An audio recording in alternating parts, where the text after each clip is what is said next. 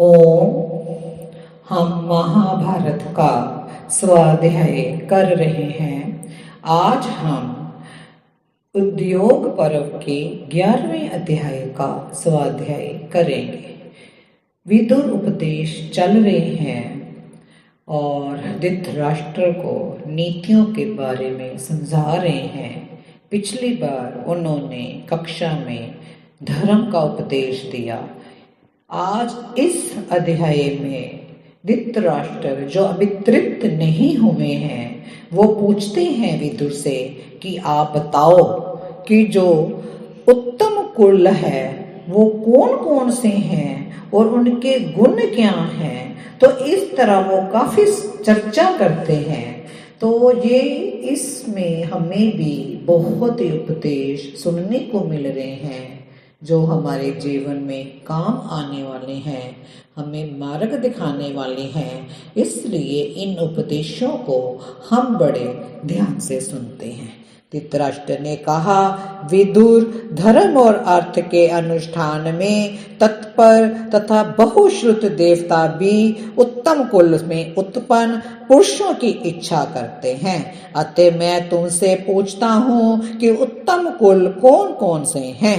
विदुर जी बोले, राजन, जिनमें तप, इंद्रिय संयम, वेदों का स्वाध्याय, यज्ञ, पवित्र विवाह, निरंतर अन्नदान और सदाचार ये 7 गुण वर्तमान हैं, उन्हें महान अर्थात उत्तम कुल कहते हैं। जिनका सदाचार शिथिल नहीं होता, जो अपने दोषों से माता पिता को कष्ट नहीं पहुंचाते, जो प्रसन्न चित्त से धर्म का आचरण करते हैं एवं असत्य का परित्याग कर अपने कुल की विशेष कीर्ति चाहते हैं, वे ही महान कुल वाले होते हैं।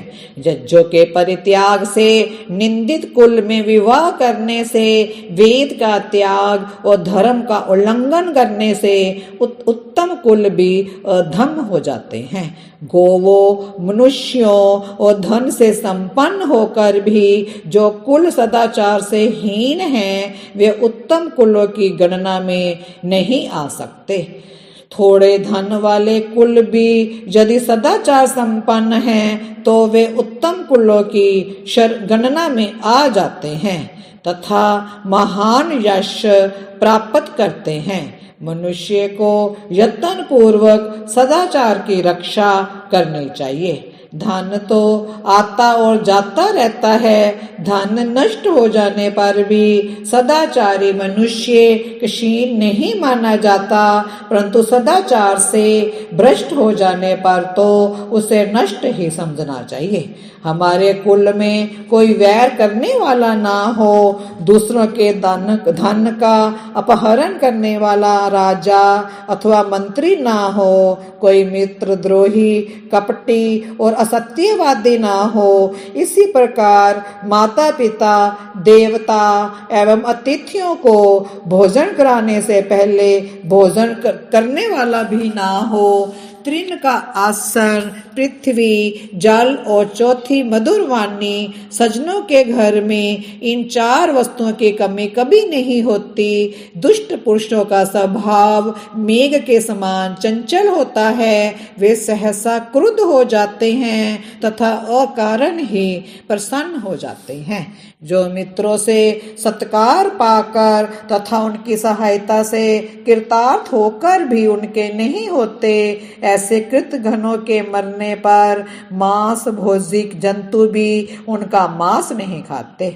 संताप से रूप नष्ट हो जाता है, संताप से बल नष्ट होता है, संताप से ज्ञान नष्ट होता है तथा संताप से मनुष्य रोगी हो जाता है।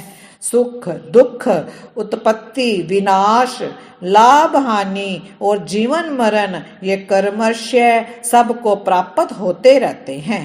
अतः वीर पुरुष को इनके लिए हर्ष और शोक नहीं करना चाहिए। धृतराष्ट्र ने कहा, काष्ठ रूपी शरीर में छिपे हुए अग्नि के समान सूक्ष्म धर्म से बंधे हुए राजा युधिष्ठिर को मैंने अपने मिथ्या व्यवहार से कुपित कर दिया है।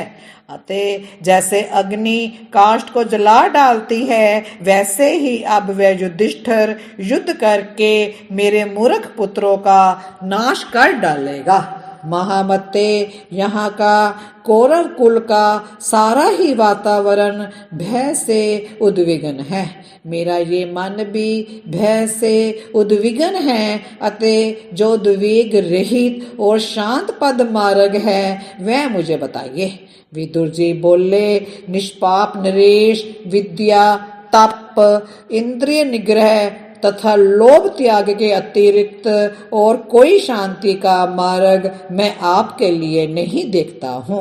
बुद्धि से मनुष्य अपने भय को दूर करता है, तपस्या से महत पद को प्राप्त होता है, गुरु की सेवा से ज्ञान प्राप्त करता है तथा योग से शांति पाता है।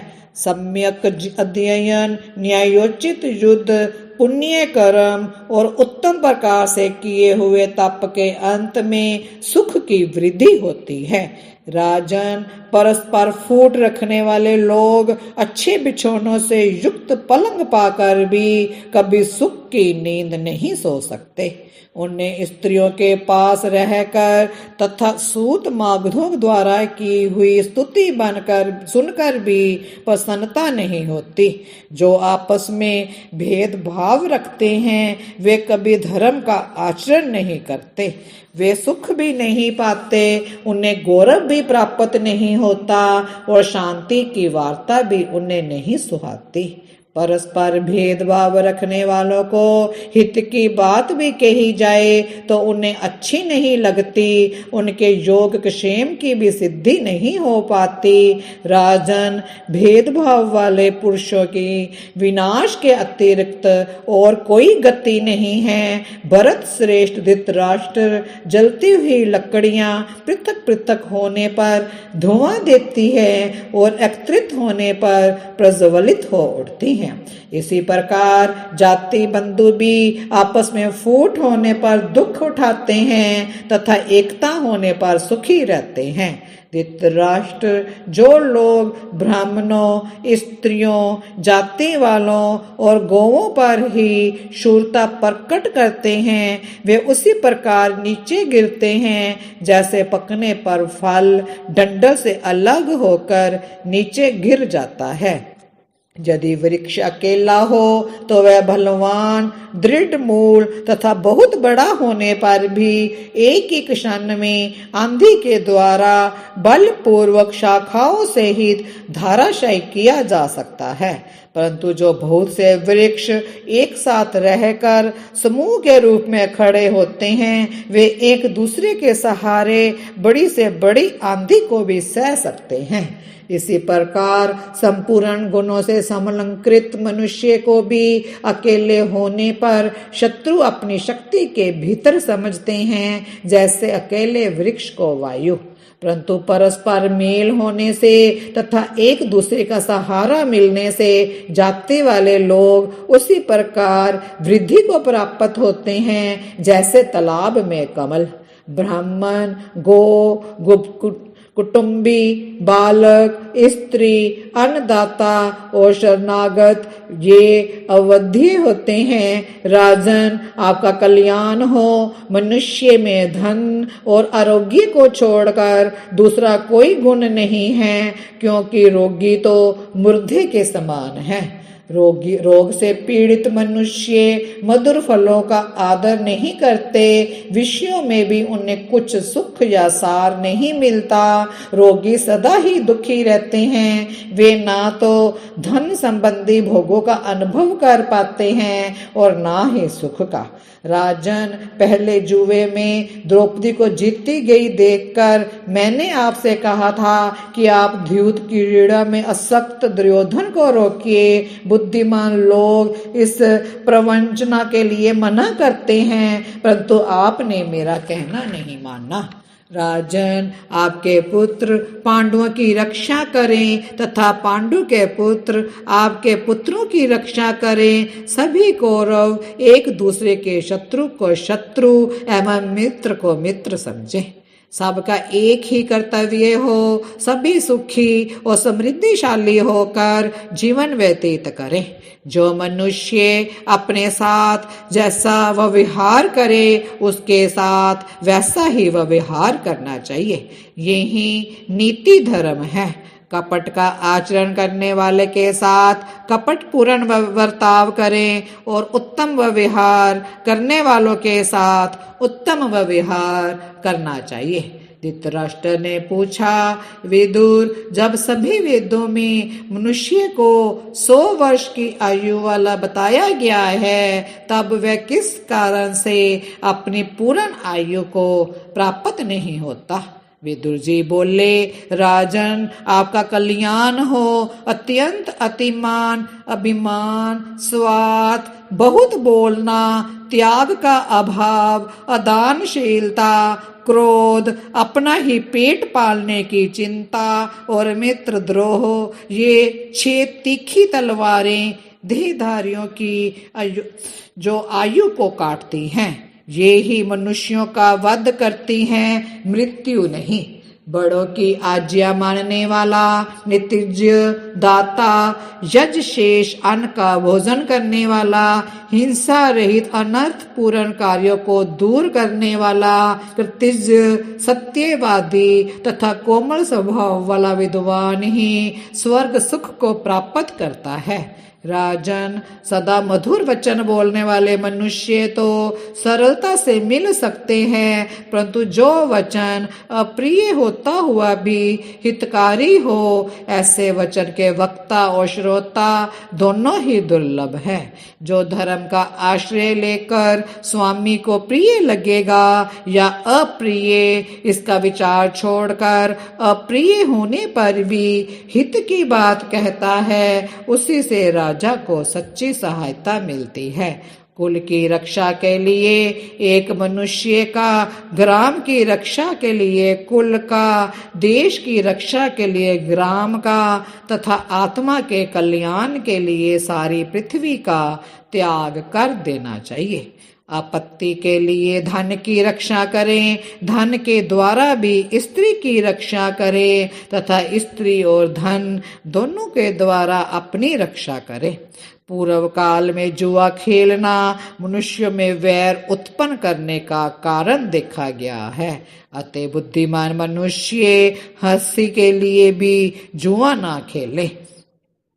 अहंकार शून्य, कायरता रहित, शीघ्र कार्य को पूर्ण करने वाला, दयालु, शुद्ध हृदय, दूसरों के बहकावे में ना आने वाला, निरोग तथा उदार वचन वाला, इन 8 गुणों से युक्त मनुष्य को दूत बनाने योग्य बताया गया है। नित्य स्नान करने वाले मनुष्य को बल, रूप, मधुर स्वर, उज्जवल वर्ण, कोमलता, सुगंध, पवित्रता, शोभा, सुकुमारता और सुंदर स्त्रियां, ये 10 लाभ प्राप्त होते हैं। थोड़ा भोजन करने वाले को निम्न 6 गुण प्राप्त होते हैं। आरोग्य, आयु, बल तथा सुख तो मिलते ही हैं, उसकी संतान उत्तम होती है तथा ये पेटू बहुत खाने वाला है, ऐसा कहकर लोग उस पर आक्षेप नहीं करते। अकर्मण्य, बहुत खाने वाला, सब लोगों से वैर करने वाला, अधिक मायावी, क्रूर, देश काल का ज्ञान न रखने वाले तथा निंदित वेश धारण करने वाले मनुष्य को कभी अपने घर में ठहरने न दे। अत्यंत दुखी होने पर भी कृपण, जो कंजूस है, गाली बकने वाले, मूर्ख, जंगल में रहने वाले, धूर्त, नीच सेवी, निर्दयी, वैर बांधने वाले और कृतघ्न से कभी सहायता की याचना नहीं करने चाहिए, जो समस्त प्राणियों के लिए हितकर तथा अपने लिए भी सुखदायक हो उसे ईश्वर अर्पित बुद्धि से करे। संपूर्ण सिद्धियों का यही मूल मंत्र है। हे भारत, मनुष्य को चाहिए कि वह सांप, अग्नि, सिंह तथा अपने कुल में उत्पन्न व्यक्ति का अनादर न करे, क्योंकि ये सभी अत्यंत तेजस्वी होते हैं।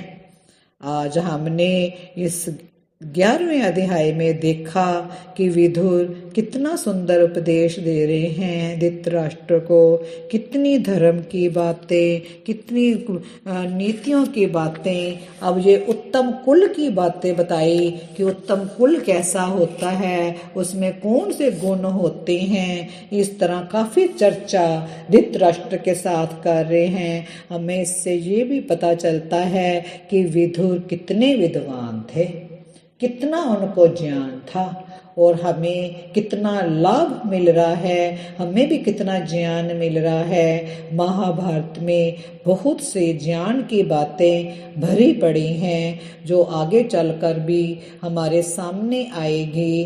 तो आज इतना ही। वीडियो को लाइक करें, शेयर करें, सब्सक्राइब करें। ओम शांति शांति शांति।